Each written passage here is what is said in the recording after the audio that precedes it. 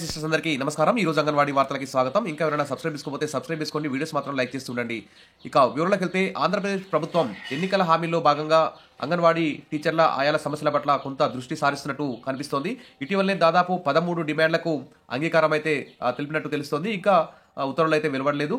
ఇక మినీ అంగన్వాడీలను మెయిన్గా మార్చడం, గ్రాట్యుటీ విషయంలో లేబర్ డిపార్ట్మెంట్తో సంప్రదింపులు జరపడం, ఈ విధంగా కొన్ని 13 డిమాండ్లను అయితే పెండింగ్ బిల్లులు మొత్తం విడుదల చేయడం, వీటన్నిటిని అయితే కొంతవరకు సానుకూలంగా స్పందిస్తోంది. కానీ ఇంకా పూర్తిగా అయితే అంగన్వాడీ టీచర్ల ఆయాలకి అయితే న్యాయం అయితే జరగడం లేదు. కనీస వేతనాలు అమలు చేయాల్సిన బాధ్యత ప్రభుత్వం మీద ఉంది.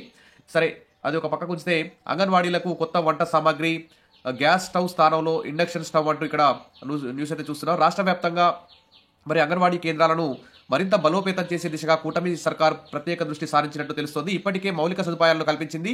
తాజాగా గ్యాస్ స్టవ్ స్థానంలో విద్యుత్ స్టవ్లు అంటే ఇండక్షన్ స్టవ్ల సరఫరాకైతే శ్రీకారం చుట్టింది.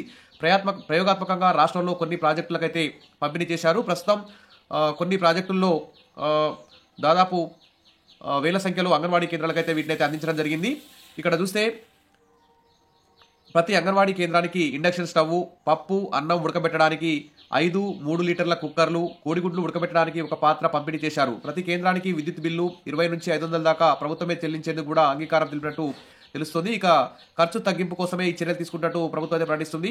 అంగన్వాడీ కేంద్రాల్లో 3 to 5 years లోపు పిల్లలకు అక్కడే మధ్యాహ్న భోజనం వండి పెడుతున్నారు. దీనికి గ్యాస్ ఖర్చు ఎక్కువ అవుతున్నట్టు తెలుస్తుంది. సగానికి సగం తగ్గించే ఉద్దేశంతోనే కొత్త విధానాన్ని ప్రవేశపెట్టినట్టు తెలుస్తుంది.